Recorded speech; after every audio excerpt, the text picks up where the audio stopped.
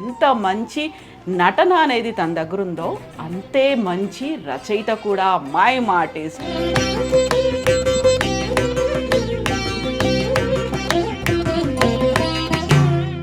నటిని చేసుకుంటాను అన్నారు. అప్పటికే మీరు నటుడు అవుతామని ఫిక్స్ అయిపోయారా? నటిని ప్రత్యేకంగా నటిని కాదు కానీ జనరల్గా 25 ఏళ్ళ కుట్రాడికి ఉండే భావాలు కొన్ని ఉంటాయి కదా, పొడుగు జడు ఉండాలి.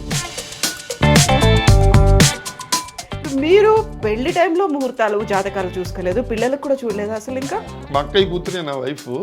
మా అక్క నా మీద డౌట్ కొద్దీ చూపించింది. నా కాన్సెప్ట్ ఏంటంటే రాజమండ్రిలో ఉన్నప్పటి నుంచి కూడా నేను నటుడిని, స్టేజ్ ఆర్టిస్ట్ని. నా 12 ఏళ్ళ నుంచి. ఈ బీజం ఎప్పుడు పడింది? యాక్చువల్గా చిన్నప్పుడే ఉందా మీకు? నేను నాటకాలు వేయాలి, నటుడు అవ్వాలి? నా 12 అంటే నేను స్టేజ్ ఎక్కానమ్మా. పల్లిపొడిచని పిన్సిప్ శ్రీరామూర్తి గారి నాటకము మా ఊర్లో. మరి మైమ్ అనేది ఎప్పుడు స్టార్ట్ చేశారు మీరు? అది థియేటర్ ఆర్ట్స్ చదువుతుంటే మేము రోజు ఏంటంటే క్లాస్ అయిపోయిన తర్వాత రవీంద్ర భారతిలో కూర్చుని నాటకాలు చూడాలి. ఓకే. ఒకసారి సినిమాల్లోకి ఎట్లా వచ్చారు అసలు? ఈ మైము ఎవరు చూసారు మిమ్మల్ని? ఎవరు తీసుకొచ్చారు? అంటే ఆ రోజుల్లో 40-50 ఏళ్ళ క్రితం ఈ వాట్సాప్లు అవి లేవు కదా. ఆర్జీవి అయితే ఒకసారి మా రసరంజన్లో ఆ రోజుల్లో ప్రతి సోమవారం నుంచి శుక్రవారం వరకు ప్రతిరోజు. ఇందులో జనార్దన్ రావు గారు తన బయోడేటా రాస్తూ పుట్టిన తేదీల్లో కొంచెం గందరగోళం, అందుకే జాతకం రాయించుకోలేదు, నమ్మను. 10 మంది పిల్లలు ఈ జాతకాలు రాయించడం అవి ఇవి అంత పట్టింపు ఉండేది.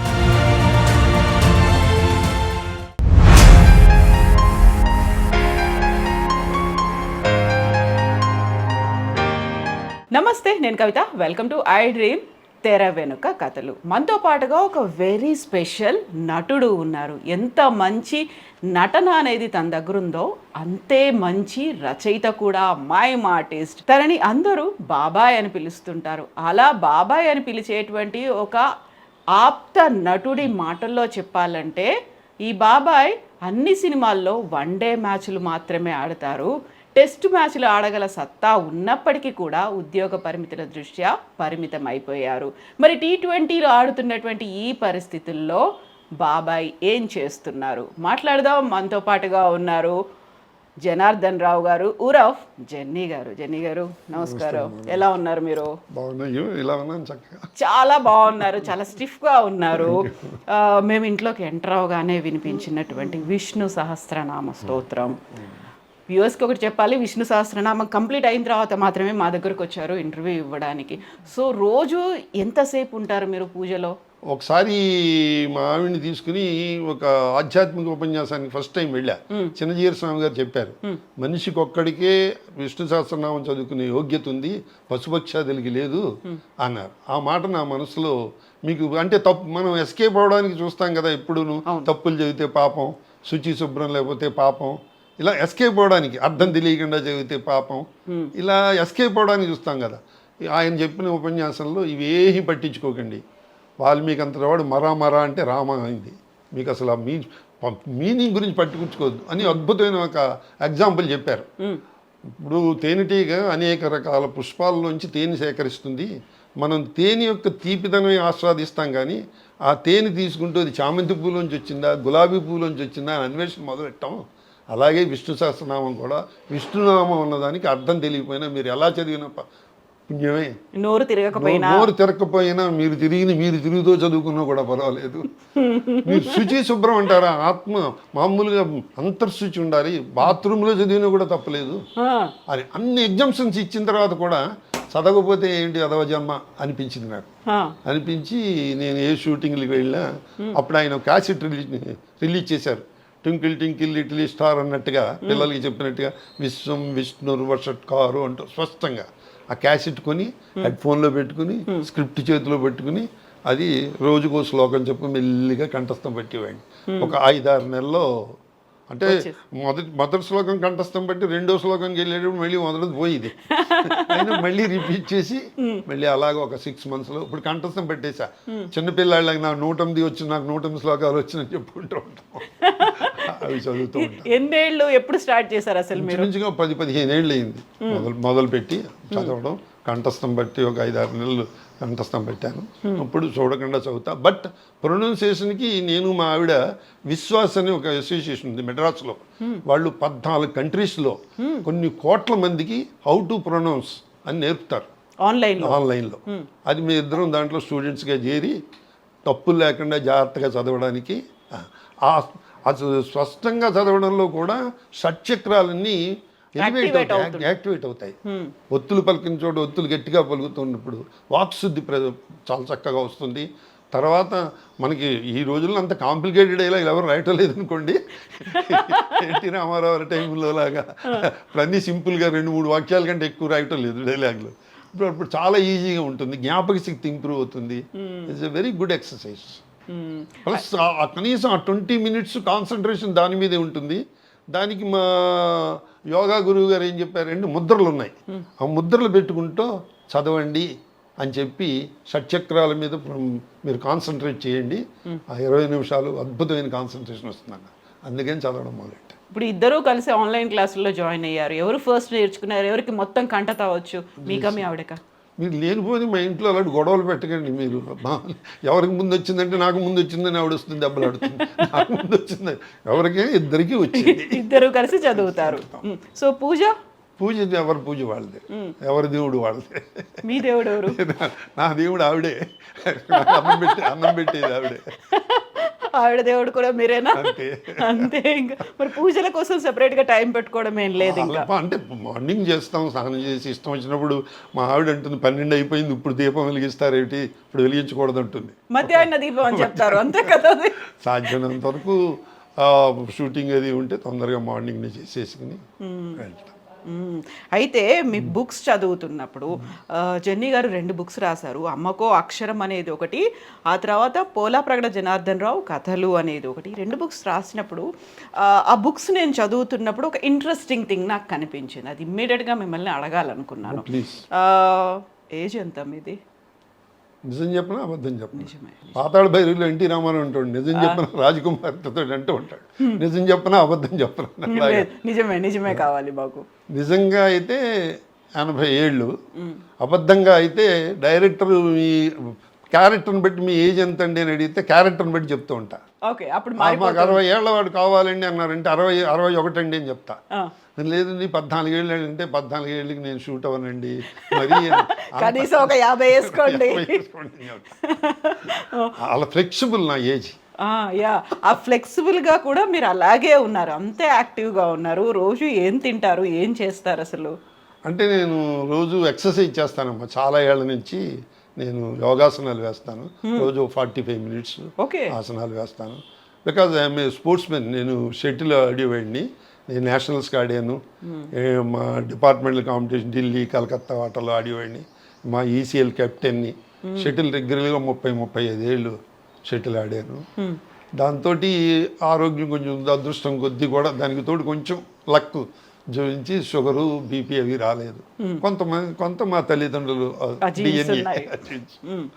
తర్వాత స్కూటర్ యాక్సిడెంట్ అయినప్పటి నుంచి ఇంకా షటిల్ మానేశాను చేసి యోగా సైడ్ కన్వర్ట్ అయ్యాను. ఏం తింటారు మరి రోజు? ఏంటి శాకాహారమే. ఇక్కడ కూడా ఎప్పుడు నాన్ వెజిటేరియన్ తిన్నాం, అప్పుడప్పుడు ఎగ్గేరియన్. అదేనా డాక్టర్ చెప్పాడు చేసి, దాని మీద బాయిల్డ్ ఎగ్ తింటాను. అమ్మకి తెలుసా? మళ్ళీగా మా ఆవిడ ఎటు వచ్చి ఆ పెనం మీద తచ్చిన ముట్టుకొనివ్వదు. ఆవిడ పెనం వేరు, నా పెనం పొయ్యి అయితే వేరు కాదు, ఓన్లీ పెనమే వేరు. సో ఇంట్రెస్టింగ్ థింగ్ అన్నాను కదా, ఇందులో జనార్దన్ రావు గారు తన బయోడేటా రాస్తూ బర్త్డే ఇచ్చారు. 28 May 1945. బ్రాకెట్లలో పుట్టిన తేదీల్లో కొంచెం గందరగోళం, అందుకే జాతకం రాయించుకోలేదు, నమ్మను. అసలే నమ్మరా మీరు జాతకాలు? ఎందుకంటే మా అమ్మేమో, మాకు పెద్ద కుటుంబం మాది. నాకు 7 సిస్టర్స్, 3 బ్రదర్స్, 10 మంది పిల్లలకి జాతకాలు రాయించడం అవి ఇవి అంత పట్టింపు ఉండేది కాదు మా అమ్మకి.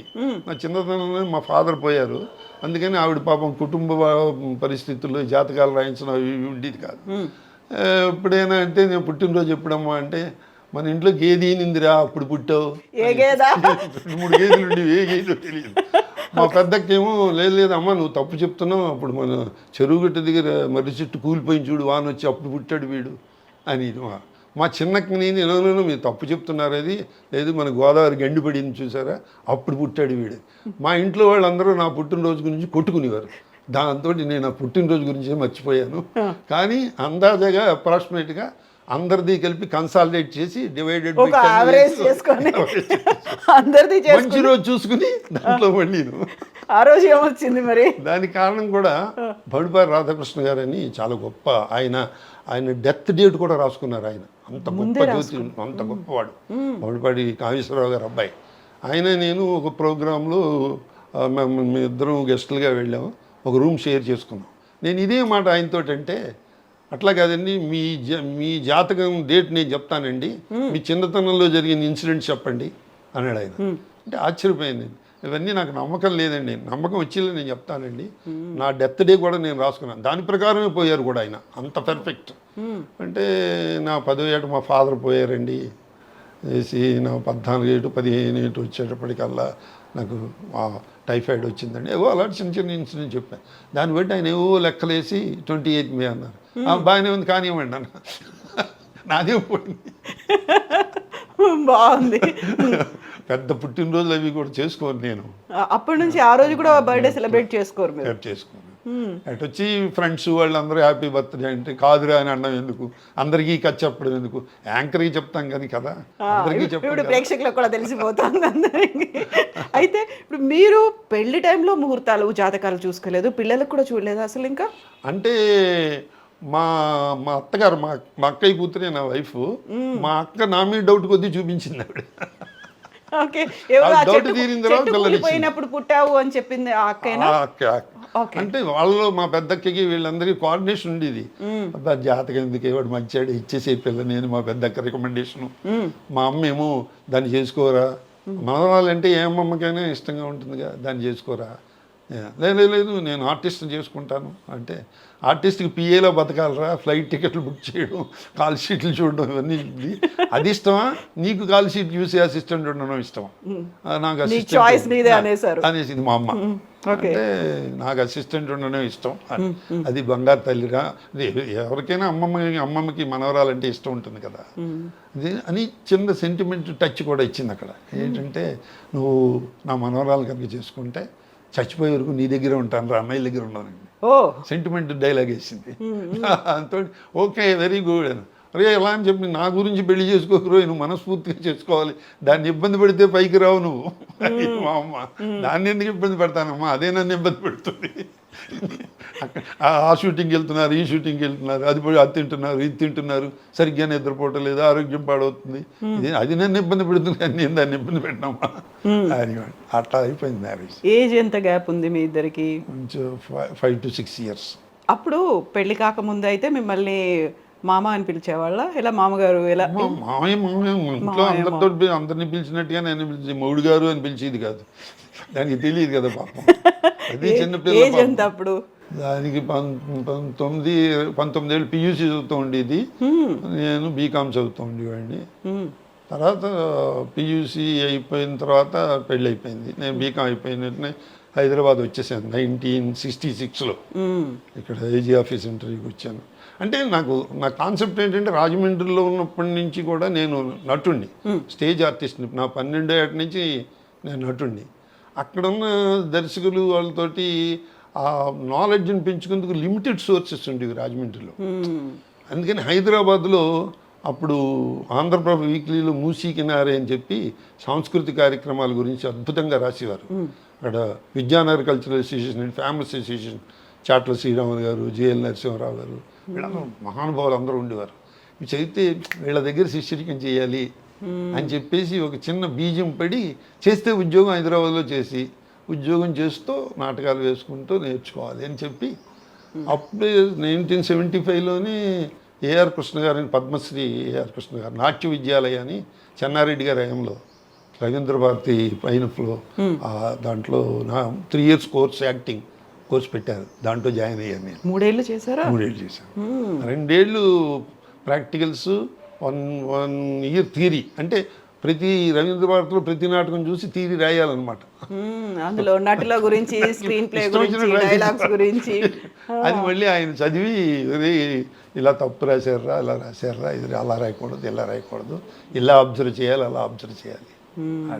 ఇప్పుడు మీరు మీ పెళ్ళికి ముందు మాట ఒకటి చెప్పారు, నేను చేసుకుంటే ఒక నటిని చేసుకుంటాను అన్నారు. అప్పటికే మీరు నటుడు అవుతామని ఫిక్స్ అయిపోయారా? రంగస్థలంలో ఉన్నారు కాబట్టి ఇదే ఇంకా జీవితం అనేది నటియే కావాలని ఎందుకు అనిపించింది? నటిని ప్రత్యేకంగా నటిని కాదు, కానీ జనరల్గా 25 ఏళ్ళ కుర్రాడికి ఉండే భావాలు కొన్ని ఉంటాయి కదా. పొడుగు జడు ఉండాలి, పెద్ద కళ్ళు ఉండాలి. ఇది నాకు లేకపోయినా జడ కాదు కళ్ళు లేకపోయినా వాళ్ళకు ఉండాలని కోరుకుంటాం కదా. వాళ్ళు అందంగా ఉండాలి, మనకు అందం లేకపోయినా వాళ్ళు అందంగా ఉండాలి, ఇలా రకరకాలుగా అనుకుంటాం కదా. అప్పుడు ఇలా అనుకునే లక్షణాలన్నీ డాన్సర్స్లోనూ నటులు కనపడేవి. అందుకని అనుకునేవాడిని అంతే తప్పితే. మన ఏదో డ్యాన్స్ కాలేజీకి ప్రైజ్ డిస్ట్రిబ్యూషన్ గెస్ట్గా వెళ్ళాను. వెళ్తే వాళ్ళు డ్యాన్స్ గురించి చెప్పండి అంటే నాకు డ్యాన్స్ రాదు, బట్ డాన్సర్ని చేసుకుందాం అని ఉండేది. ఆ కోరిక తీరకపోయినా మా ఆవిడ నా చేత డాన్స్ చేస్తూ ఉంటుంది ప్రతిరోజు చేస్తాను నేను. అంటే ఆ వయసులో అలా ఉంటాయి కదా మా భావాలు, ఆ మెచ్యూరిటీ ఉండదు. ఎందుకంటే అంటే సాంసారికపరమైన ఆలోచనలు ఉండవు. కంఫర్టబుల్గా వేళకు భోజనం, టిఫిన్ ఇవి ఉండి మన రొటీన్ లైఫ్కి అడ్డం రాకుండా ఉండాలి. అవును. సో మరి ఇక్కడికి హైదరాబాద్కి వచ్చిన తర్వాత ఉద్యోగము అనేది ఉంది, ఆ తర్వాత నాటకాలు వేసుకోవచ్చు, నటుడిగా కొనసాగొచ్చు అనేది ఈ బీజం ఎప్పుడు పడింది? యాక్చువల్గా చిన్నప్పుడే ఉందా మీకు నేను నాటకాలు వేయాలి, నటుడు అవ్వాలి? నా 12 అంటే నేను స్టేజ్ ఎక్కానమ్మా. పల్లిపొడిచని పిన్సిప్ శ్రీరామూర్తి గారి నాటకం. మా ఊర్లో మా అన్నయ్య ఫ్రెండ్ బొబ్బా నాగేశ్వరరావు ఉండేవాడు, నా తొలి గురువు అతనే. అది బాలనటుడిగా నన్ను స్టేజ్ ఎక్కించాడు. ఆ నాటకం మా ఊళ్ళో వేసాం. మా ఊళ్ళో వేస్తే ఓ సిచ్యువేషన్లో ఆ నాటకంలో మా నాన్నని అరెస్ట్ చేసి జైల్లో పెడతారు. మా అక్క హీరోయిన్ అనమాట. మా అక్క నేను పాట పాడుతూ అడుక్కుంటాం అనమాట స్టేజ్ మీద. అడుక్కుంటే పాపం వాళ్ళందరూ కూడా పల్లెటూరు కదా, ఎప్పుడు 60 ఏళ్ల క్రితం కథ చెప్తున్నాను నేను. వాళ్ళందరూ వచ్చి డబ్బులు వేశారు. మా అమ్మ చచ్చేలా తిట్టింది, స్టేజ్ మీద అడుక్కుతుంటావు ఇట్రా. అడుక్కోవడం కాదమ్మా, అది కథలో డైరెక్టర్ నటించామంతే అని. మా ప్రెసిడెంట్ గారు ఉప్పెర్ల లక్ష్మీనారాయణ గారు ఉండేవారు. ఆయన నా నటన చూసి ఆయన కళ్ళమ్మ నీళ్లు పెట్టుకుని పాలయాన్ని ఇంటికి పంపించి వెండి గ్లాస్ తెప్పించి నాకు చదివించారు. అయితే ఇలా డబ్బులు వచ్చాయి, తప్పట్లు వచ్చాయి, వెండి గ్లాసులు వచ్చాయి, ఇది బాగానే ఉందిరా అనుకున్నాను నేను. కాబట్టి నటన చేస్తే ఇన్ని వస్తాయి అన్నమాట. అల్లరి చేస్తే దెబ్బలు వస్తాయి, ఇలా చేస్తే నటన చేస్తే చప్పట్లు వస్తాయి అని చిన్న బీజం అక్కడే పడింది. అక్కడ పడితే తర్వాత పిన్సిట్ శ్రీరామూర్తి గారి నాటికలన్నింటిలో మా ఫ్రెండ్ ఆయన మా డైరెక్టర్ వేయించేవాడు.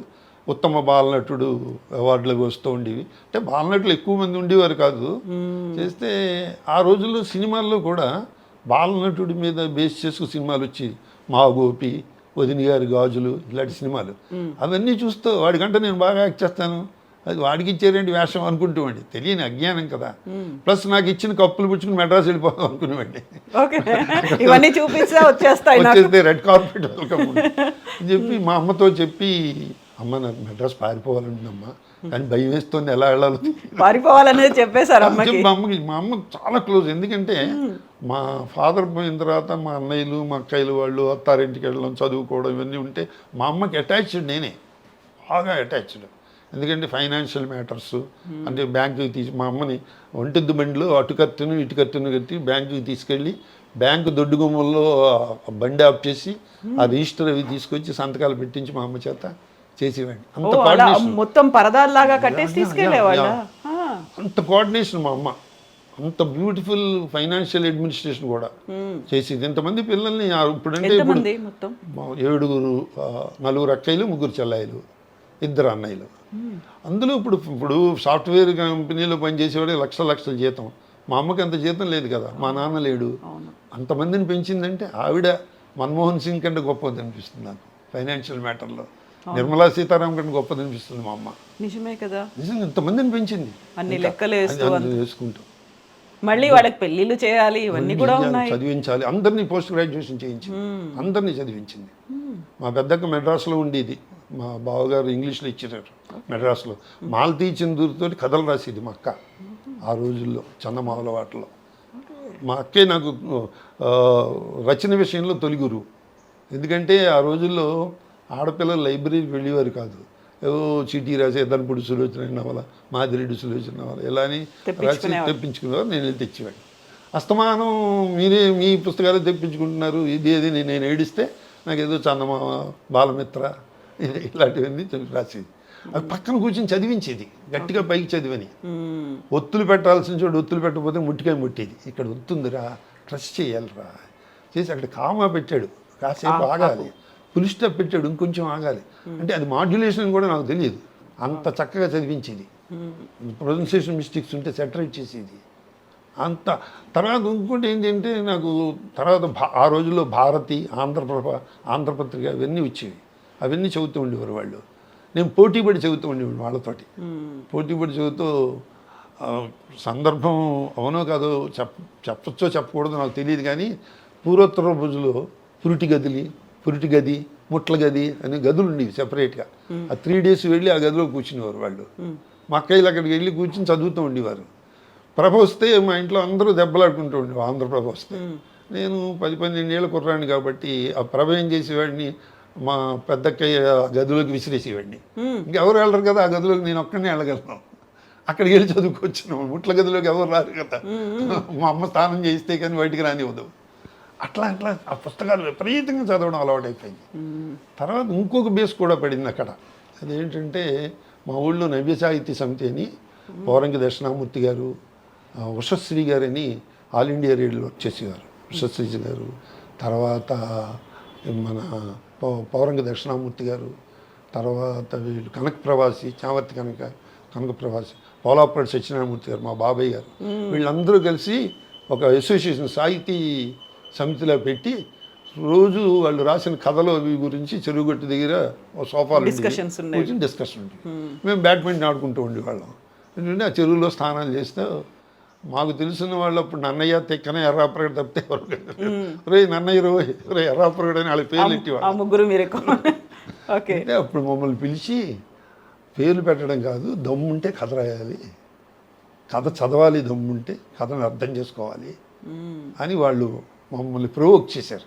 అయితే నేను నా 12 ఏటో 13 ఏటో ఫస్ట్ కథ రాసి నేను ఎందుకు రాయలేనని చెప్పి మొన్నటి తీసుకెళ్ళాడు, మామూలు కొట్టా, చూడండి కథ రాశానని. పక్క నవ్వుకున్నారు. చిన్నపిల్లాడి కథ రాస్తా, ఏదో మా ఇంట్లో ఎలకేదో వచ్చి దానిలో గొడవ చేసింది, దొంగడు అనుకుని మా అమ్మ నేను భయపడినట్టుగా రాసాం ఏదో కథ చేతి. వాళ్ళు నవ్వుకుని కథ రాయడం ఇదే పద్ధతి, కానీ కథ రాసే ముందు బాగా కథలు చదవాలి, నువ్వు ఇవి చదువు అవి చదువు అని వాళ్ళు బేస్ అక్కడ వేశారు. నటనలోనేమో మా బొబ్బా నాగేశ్వరరావు వేశాడు. ప్లస్ మా అమ్మ చెప్తూ ఉండేది అనమాట, ఇప్పుడు నువ్వు ఈ కప్పు పుచ్చుకుని మెడ్రాస్ వెళ్ళిపోతే నీకు వేషాలు ఇవ్వరా, అక్కడ నీలాంటి వాళ్ళు ఆల్ ఇండియా లెవెల్లో 1000 మంది ఉంటారు, ఉత్తమ నటులు, బాలనటులు ఉంటారు, వాళ్ళందరిలోకి నువ్వు బాగా చేస్తున్నావు అనిపించుకోవాలంటే ముందర నేర్చుకోవాలి, నటన నేర్చుకోవాలి. 4 ఊళ్ళలో నువ్వు బెస్ట్ యాక్టర్ వచ్చినంత మాత్రాన నీకు ఎవరు కాంపిటీషన్ లేదు కాబట్టి బెస్ట్ యాక్టర్ వచ్చావు అని ఇంకో బేస్ కూడా వేసింది మా అమ్మ. మా ఇంటికి ఎవరైనా చుట్టాలు వస్తే వాళ్ళకి భోజనం ఏర్పాటు చేసే లోపల, ఒరే మామయ్య గారికి నీకు ఏకలవ్యుడు ఏకపాత్ర ఏమైనా వచ్చింది కదా, అది చేసి చూపించి ఆయనకి, అని నీకు చాక్లెట్ ఇస్తారు, అయితే అప్రిషియేట్ చేస్తారు. అశ్వత్థామ వచ్చింది కదా, అశ్వత్థామ మా పెద్దన్నయ్య రాసి ఇచ్చేవాడు. మా పెద్దన్నయ్య కూడా మంచి రైటరు. అశ్వత్థామ ఏకపాత్రం చేయంటే రెచ్చిపోయి అసలు వాళ్ళ ముందు 12 ఏట 13 ఏట ఏం తెలుస్తుంది నటన, అలా స్టేజ్ ఫియర్ కూడా పోయింది. అసలు స్టేజ్ ఫియర్ అంటే ఏమిటో తెలియదు. అసలు స్టేజ్ ఫియర్ అంటే ఏదో వ్యాధి అనుకునేవాళ్ళం, టైఫాయిడ్ అలాంటి ఏదో అనుకునేవాళ్ళం మా చిన్నతనంలో. అలాగే మా స్కూల్లో మా హెడ్ మాస్టర్ గారు కూడా బాగా ఎంకరేజ్ చేసేవారు. ఏ ఫంక్షన్ వచ్చినా నన్ను పిలిచి, రే మాస్టర్ వస్తున్నారా, మాస్టర్ బయోడేటా ఇది, పలానా స్కూల్లో పనిచేశారు, ఆయన ఇంట్రడక్షన్ అంతా నువ్వు చెయ్యి అని చెప్తూ ఉండేవారు. అలాగే బ్యూటిఫుల్ పిఆర్ఓ జాబ్ కూడా నేర్పేవారు. ఒరే ఆ మాస్టర్ వచ్చారు, ఆయనకి ఇల్లు అద్దెకి చూడు, పని మనిషిని చూడు, పేపర్ వేయించు వాళ్ళకి అంటే, నేను సైకిల్ వేసుకుని ఊరంతా తిరిగి ఆ ఇల్లు ఎక్కడ ఖాళీగా ఉన్నాయో చూసి వాళ్ళకి అంతగా అరేంజ్మెంట్స్ అన్నీ చేసేవాడిని. సో దట్ నాకు చిన్నతనంలో ప్రతి సబ్జెక్ట్కి ఒక ట్యూషన్ మాస్టర్ ఫ్రీగా ఉండేవాడు. నిజం, గ్రేట్ కదా ప్రతి సబ్జెక్ట్కి. అంటే బేస్ అనమాట. ఇంతకీ చెప్పొచ్చేమాట ఏమిటంటే, అట్లా మాకు తెలియకుండానే పిఆర్ఓ జాబ్ అది లైఫ్లో ఎంతో ఉపయోగపడింది అసలు. అది నేర్చుకోవాల్సింది నిజంగా. ఇప్పుడు మీరు ఆ నాటకాలు వేశారు, ఇక్కడ ట్రైనింగ్ తీసుకున్నారు, నాటకాలు వేశారు, మరి మైమ్ అనేది ఎప్పుడు స్టార్ట్ చేశారు మీరు? అది థియేటర్ ఆర్ట్స్ చదువుతుంటే మేము రోజు ఏంటంటే క్లాస్ అయిపోయిన తర్వాత రవీంద్ర భారతిలో కూర్చుని నాటకాలు చూడాలి. ఓకే. ఒకసారి ఆల్ఫ్రెడ్ పారన్ అని ప్యాంటోమైమ్ కాలేజ్ ప్రిన్సిపాల్, ఆయన మైమ్ చేయడానికి రవీంద్ర భారతి వాళ్ళ టీం తోటి వచ్చారు. అప్పటి వరకు నాకు నా ఊహ ఏమిటంటే రంగస్థలం మీద అన్నీ వోకల్ పెర్ఫార్మెన్స్లు అన్నీ కూడా పాటలు పాడడం లేకపోతే డ్యాన్స్ చేయడం అంత వోకలే, కానీ సైలెంట్ కమ్యూనికేషన్ లేదు. ఈ mime is a silent communication. మాట్లాడకుండా గంట సేపు నవ్వించడం లేకపోతే ఒక రసోత్పత్తి చేయడం అద్భుతం చేసేసి నాకు అసలు మతిపోయింది. ఇలాంటి ఆర్ట్ ఉంటుందని తెలియదు నాకు, ఫస్ట్ టైం చూడడం అనమాట. దాని గురించి ఎప్పుడు చదవలేదు. అయితే మొన్నడు సెలవు పెట్టి ఆయన అప్పుడు ఉద్యోగం చేస్తూ ఉండేవాడిని. ఆయన ఏదో పెద్ద హోటల్లో దిగారు. అక్కడికి వెళ్ళి sir I'm student of theatre arts, English కూడా సరిగ్గా మాట్లాడలేకపోయేవాళ్ళం, కమ్యూనికేషన్ మొత్తం కింద మీద పడి నేను స్టూడెంట్ అండి, నాకు మైమ్ అంటే ఇంట్రెస్ట్, నాకు నేర్చుకోవాలని ఉంది అంటే, నువ్వు ఎస్టర్డే నా పెర్ఫార్మెన్స్ చూసావు కదా, నేను ఏం చేశానో అది చెయ్యి అన్నాడు ఆయన. నేను అలా చెయ్యమని అడుగుతాను, నేను రాలేదండి ఇక్కడికి, నేర్చుకుందామని వచ్చాను. నువ్వు చేసింది ఒక ప్రేక్షకుడిగా నోరు ఎల్లబెట్టి చూశాను నేను. నేను ఇలా మళ్ళీ మీరు చేయాల్సి వస్తుందని నేను అనుకోలేదు. లేదు నీకు ఇష్టం వచ్చింది చెయ్యి, అయితే నేను చేసిందే కాదు నీ ఇష్టం వచ్చింది చెయ్యి అన్నారు.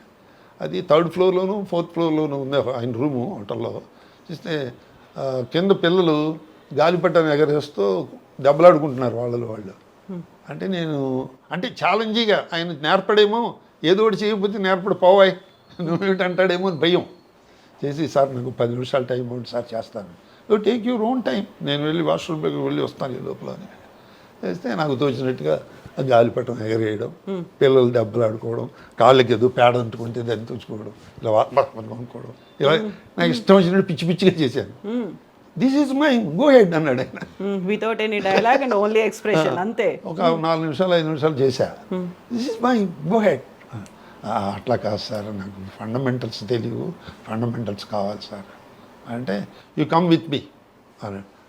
అలా రాలేనండి, ఇప్పటికీ చిన్న పిల్లలు ఉద్యోగం, కమ్ విత్ మీ అంటే వాళ్ళలాగా బ్యాగ్ వేసుకుపోలేం కదా, లగేజ్ చాలా ఉందండి, లగేజ్లు అన్నీ ఉన్నాయి అంటే సెలవు కూడా పెట్టుకోలేను సార్, ఉద్యోగం నాకు సెలవు ఎవరు అంటే, అయితే ఓ పని చేయి, నేను 6 monthsలో నేను మ్యాక్స్ మిల్లర్ భవన్ వాళ్ళకి వర్క్షాప్ కండక్ట్ చేయడానికి వస్తున్నాను, మైమ్ వర్క్షాప్ 45 days.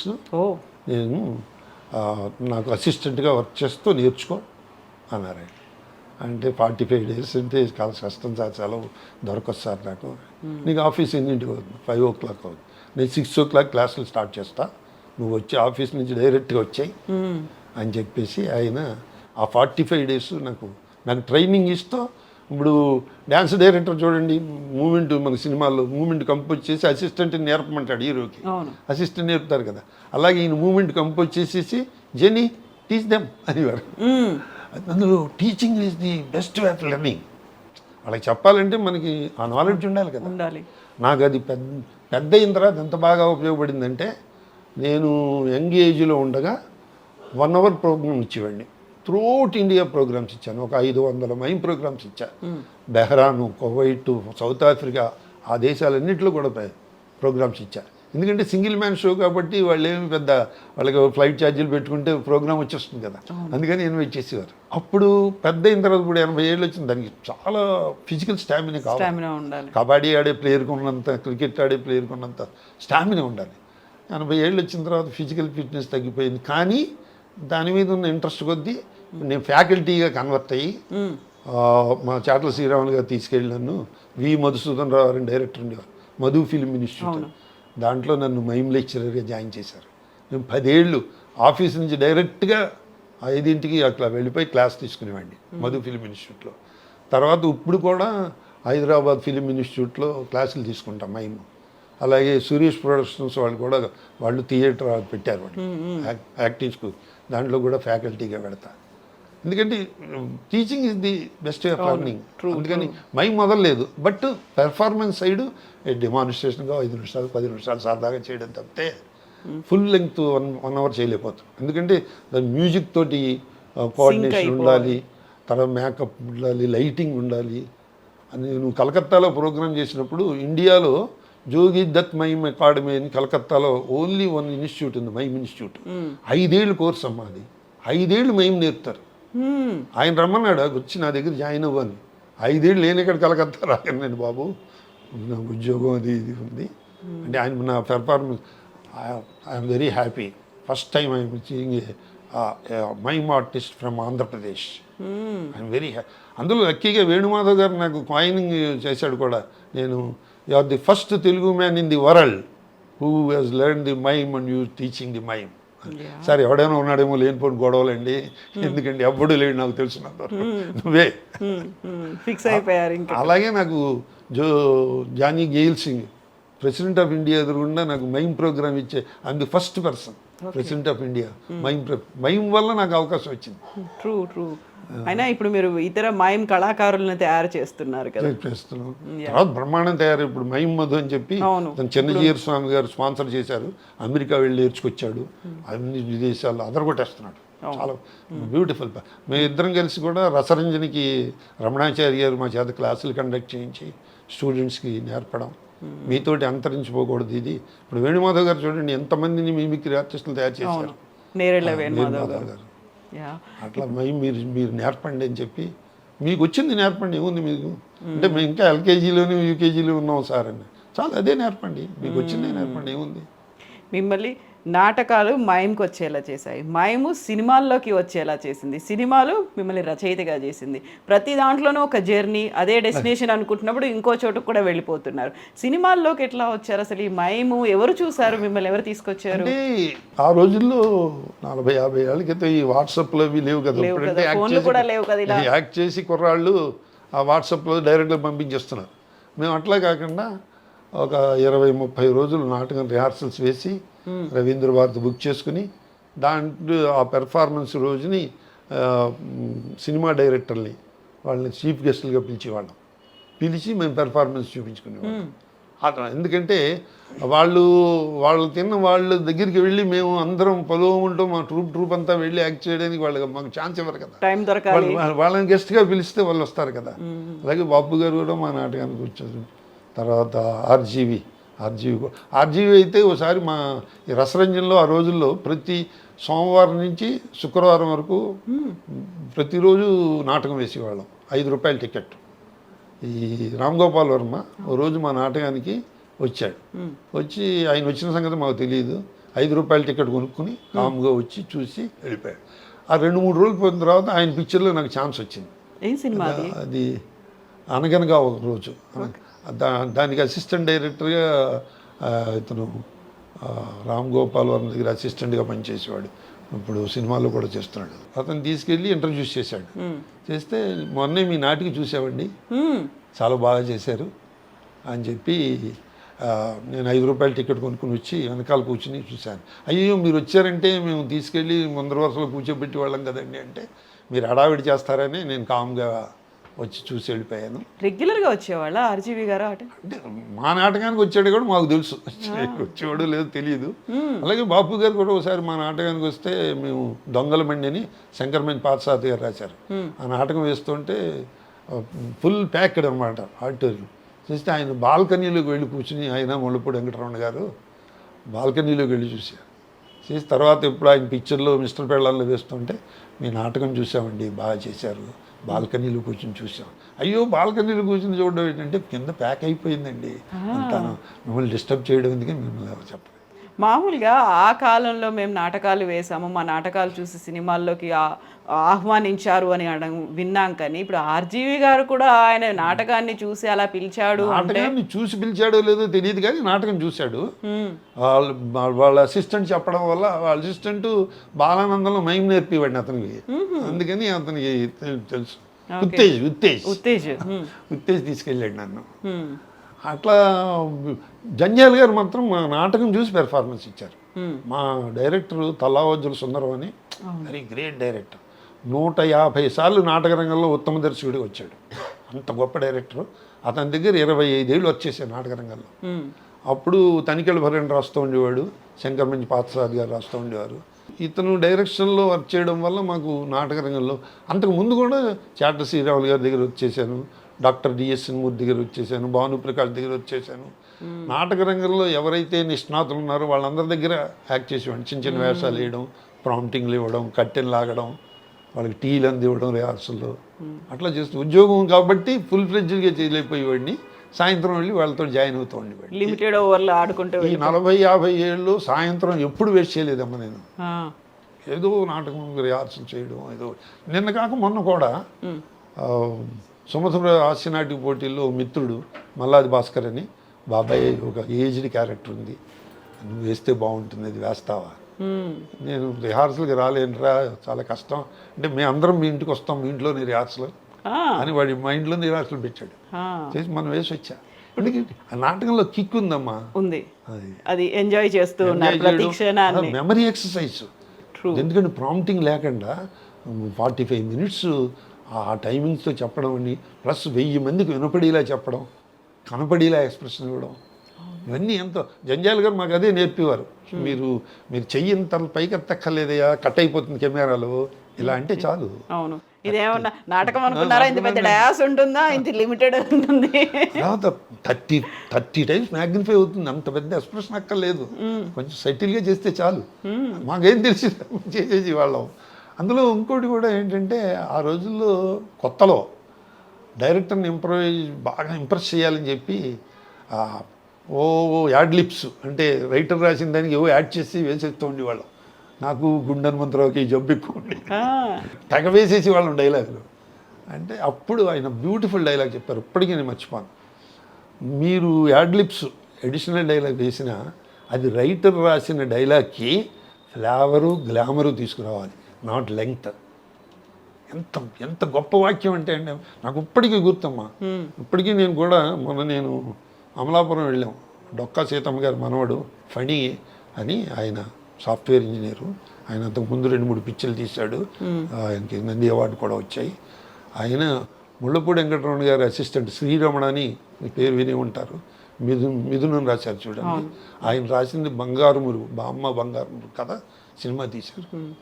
ఆయనతోటి నేను ఇదే చెప్పాను, సార్ నాకు స్క్రిప్ట్ ఇవ్వండి సార్, నాకు చదువుతుంటే కొన్ని ఏవో ఆలోచనలు వస్తాయి, లెఫ్ట్ సైడ్ పెన్సిల్ తోటి నాకు వచ్చిన ఆలోచన రాస్తాను, మీరు బాగుందంటే పెడదాం, బాగులేదంటే రబ్బర్తో అది చెప్పేస్తా, నా బుర్రలోది కూడా చెప్పేస్తాను అన్న.